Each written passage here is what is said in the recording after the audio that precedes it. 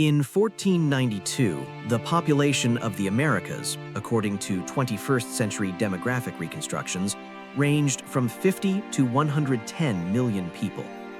These were tens of thousands of autonomous communities united by complex trading and agricultural systems, from the irrigation systems of the Hopi and Sapa to the vast networked economies of Mesoamerican centers. By the mid-17th century, this number had shrunk to 10 million. By 1900, there were fewer than 250,000 within the United States. A loss of assets of over 99.5% is an absolute record in the history of demography. Economists call this phenomenon the total liquidation of human capital. In business parlance, it is the elimination of resource owners to free up the asset for a new investor. A continent of approximately 24 million square kilometers was transformed into an unoccupied rental pool ripe for privatization.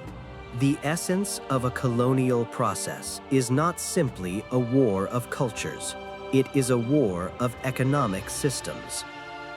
The indigenous economies functioned on a sustainable basis. Land was not sold but divided seasonally. Resources were considered renewable assets.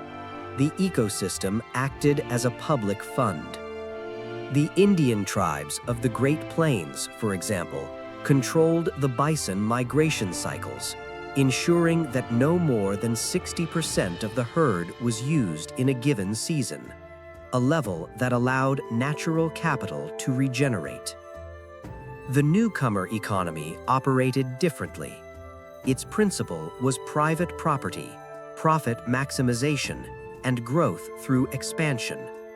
Every acre of land must generate income. Every ton of grain or pound of ore must be converted into capital. The colony was viewed as an investment project with high returns and low social costs. In the accounting jargon of European colonialism, the continent became a distressed asset. Its value depended on the speed of removal of inefficient users, the indigenous inhabitants. It was then that the systemic process, later dubbed economic genocide, began. To understand what this calculation looked like, we need to look at the numbers. The purchase price of Manhattan in 1626 was approximately 60 guilders, equivalent to approximately $1,000 in today's dollars. However, 200 years later, the value of the same territory reached $10 million, and today it's in the trillions. The return on investment exceeds 1,000,000%. This is a measure of the efficiency of colonial capital. But this example is only a local model. The continental expansionist economy developed along the same principles. From 1600 to 1800, the area controlled by Europeans increased 250-fold, and revenues from raw material exports 400-fold. This growth was achieved through forced displacement and population extermination, which hindered the growth of the asset utilization rate. A classic example of optimization is the Pequot War, 1636 to 1638, the first major forcible redistribution of property in New England. The conflict was rooted in economic concerns, control of trade routes, and fur taxation in the Connecticut Valley. On the night of May 26, 1637, colonial militias under the command of John Mason surrounded the settlement of Mystic and killed between 400 and 700 people. Of these, no more than 10% were armed. The following day, Pequot lands were declared unclaimed and transferred to English companies. The survivors, about 150 people, were sold to plantations in the West Indies and Virginia in exchange for sugar and rum. Thus, for the first time, the human labor of indigenous peoples entered colonial trade. In accounting terms, This episode could be called the transformation of a non-capitalized asset, land, into a cash flow positive asset. The operation was repeated hundreds of times at various scales from New England to California. Ethnographic data show that by the mid-19th century, there were fewer than 20 Native Americans per white settler in the United States. By 1890, the opposite had happened. There were over 1,000 Europeans and their descendants per Native American. The rate of population decline is comparable only to the plague pandemics of the 14th century, but the difference is that economic motives and precise planning were at work here. Key instruments: relocations from the Cherokee Trail of Tears in 1830s to the mass deportations of the Sioux and Navajo, over 100,000 people, of whom up to 30% died en route. Tax mechanisms. Ethnic reservations were taxed for the use of their own resources, effectively creating a negative subsistence balance. Medical and food restrictions. Native Americans were given flour and salt rations in quantities that did not ensure survival, creating dependence on federal agencies. This multi-layered mechanism did not require open warfare. It worked as a combination of market regulation and curbing the growth of foreign economies. By the 19th century, the continent had already been officially divided. But even after the phases of territorial expansion had concluded, one last resource remained: mineral wealth. In 1897, oil was discovered on the lands of the Osage tribe in Oklahoma. Under the 1906 contract system, each tribe member received a Rawshift, a land share with the right to profits from the extraction. In today's money, this income was approximately $200,000 per person per year.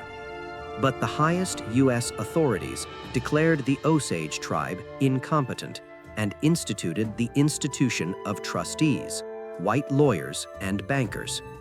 By their decision, the Indians could not dispose of the income without the signature of a trustee.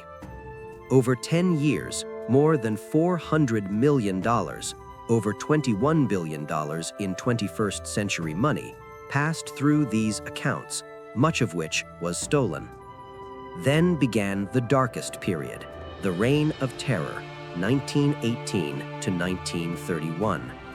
During this time, at least 60 official murders related to the Osage estate were recorded. Real estimates reach over 200 victims. Marriages for inheritance, poisonings, arson, all of this was reported as natural deaths. Only after the intervention of the Bureau of Investigation, the predecessor of the FBI, did the investigation uncover the scale of the criminal scheme. But by then, the asset had already been cleaned up. The land had passed to new owners. This case is not an exception, but a manifestation of late colonialism's financial model, the replacement of direct violence with economic instruments. Where guns had once been used, notaries and bankers now operated. By the beginning of the 20th century, 237,000 Native Americans lived in the United States, less than the statistical margin of error for the national census. Of the approximately 10 million square kilometers of historical territory, no more than 90,000, less than 1%, remained in the hands of tribes. Real assets, monopoly control over resources, were completely redistributed. Economically, the operation was completed with maximum efficiency. U.S. national wealth grew from less than $2 billion in 1800 to $90 billion by 1900, and a significant portion of this increase was provided by the free land, timber, ore, and oil that had once belonged to native peoples. Each stage of this growth was accompanied by a decline in human resources. For every $1 million increase in national wealth in the 19th century, approximately 12 Native Americans were killed or displaced. This is the formula for genocide, expressed through economics. Thus, the economy of conquest transformed the continent into a marketplace and people into an expense item. European capital did not bring civilization. It introduced a system of death accounting, where land was worth more than life, and nature became an object of constant write-off and depreciation. By the mid-19th century, there were no blank spaces left on the map of the United States. Every square kilometer was calculated, entered into a cadastral register, and tied to a tax system. Warfare became a planned process, managed, financed, and documented. Over the course of a century, the system of land and resource redistribution went through 4 stages, each of which increased the country's GDP while simultaneously reducing the share of native owners. By the mid-19th century, there were no blank spaces left on the map of the United States. Every square kilometer was calculated, entered into a cadastral register, and tied to a tax system. Warfare became a planned process, managed, financed, and documented. Over the course of a century, the system of land and resource redistribution went through 4 stages, each of which increased the country's GDP while simultaneously reducing the share of native owners. With the passage of the Homestead Act in 1862, the state effectively institutionalized redistribution. Any U.S. citizen could receive up to 160 acres of land free of charge, provided they resided on it for at least 5 years. By the end of the 19th century, more than 270 million acres had been redistributed in this way, approximately 90% of which had previously been tribal. The market value of these assets exceeded $50 billion at current exchange rates. Approximately 1.4 million new farms appeared on the U.S. map, while degrading agricultural systems without land titles continued to exist on reservations. These laws were accompanied by infrastructural expansion. In 1869, the first transcontinental railroad, approximately 3,000 kilometers, was completed. By 1890, the total length of the U.S. railroad network reached 268,000 kilometers, second only to the British Empire in the world. Railroad lands were allocated through federal grants, approximately 180 million acres, including Shoshone, Sioux, and Apache lands. The fuel for industrial growth, timber and coal, was mined in regions where tribal autonomy had existed until the 1870s. Thus, the interior colonies became a strategic source of raw materials for the U.S. industrial boom at the end of the century. In 1871, Congress revoked the status of independent tribes. From that point on, they ceased to be negotiable entities and were declared internal communities under the control of federal agencies. The number of reservations grew rapidly. In 1875, there were 63. By 1900, there were 207. By 2020, there were more than 300. The total area decreased from 155 million acres in 1881 to less than 50 million in 1930, a 68% decrease in half a century.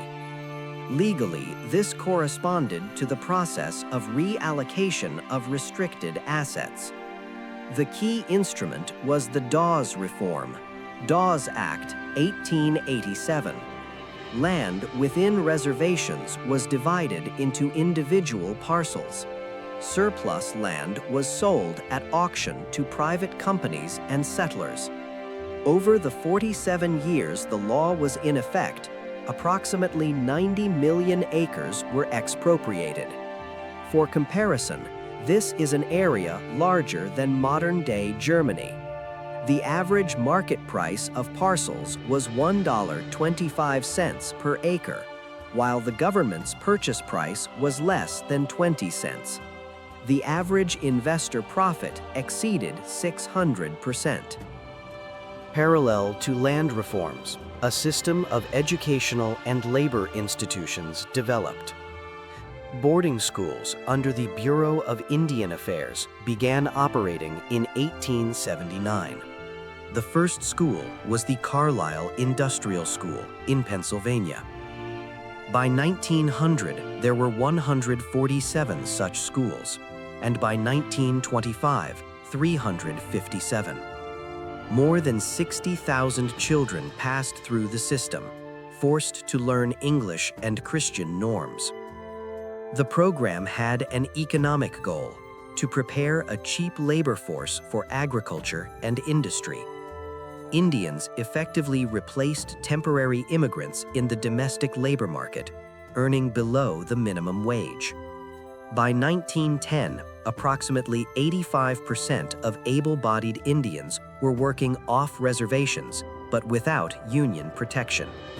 The average income was less than $200 per year. The national average at the time was $574. This created the overall effect of a built-in demographic deficit. The population grew 3 times slower than the U.S. average. After territorial expansion ended, a third cycle, exploitation, began. Beginning in the 1990s, capital's attention shifted to mineral resources. Oil, coal, copper, and uranium deposits were discovered on Navajo, Cherokee, and Osage lands. From 1901 to 1930, more than 400 million barrels of oil and 25 million tons of coal were extracted from reservation lands. The total market value of the resources exceeded $8 billion at the time. The settlement system was managed through trust accounts controlled by federal agencies.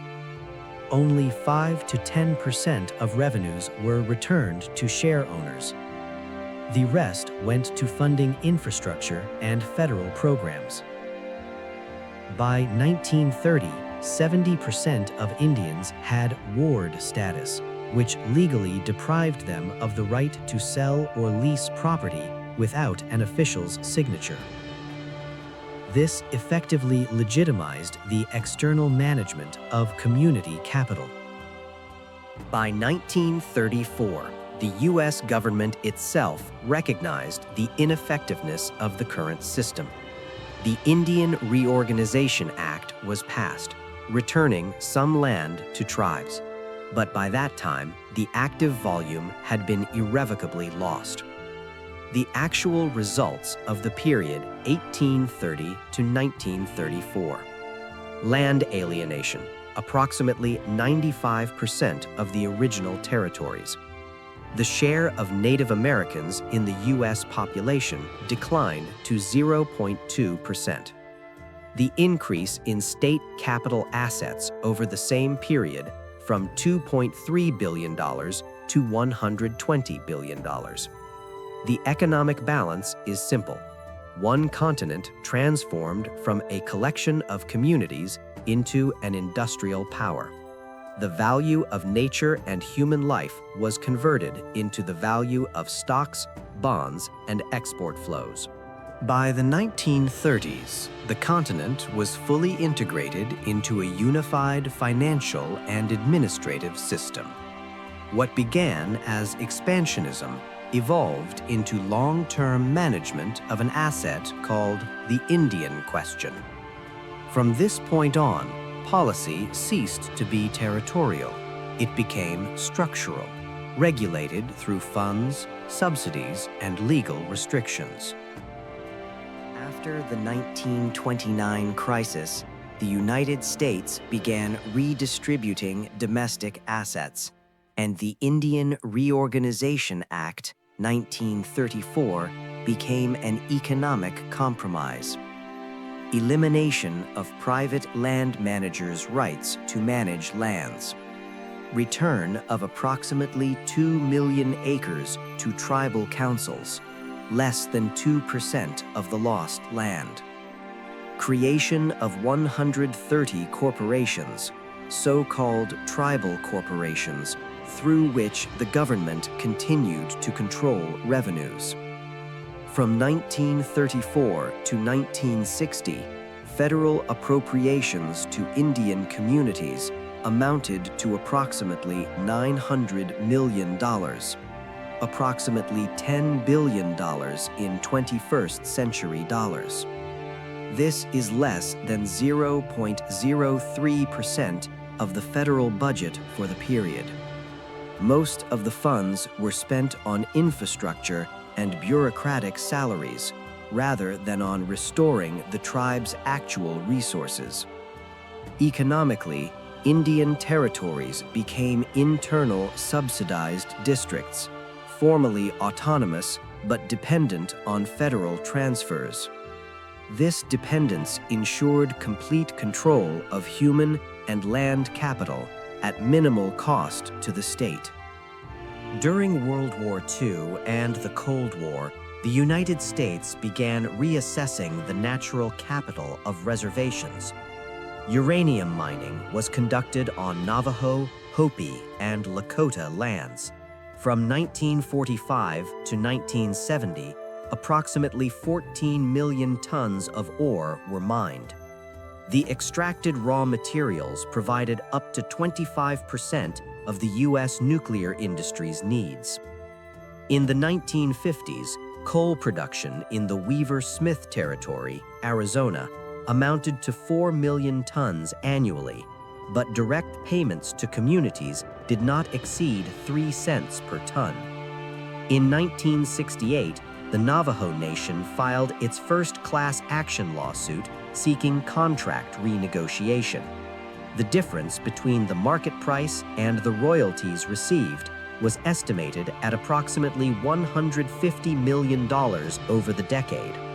The lawsuit lasted 15 years, but recovery did not exceed 10% of the damages.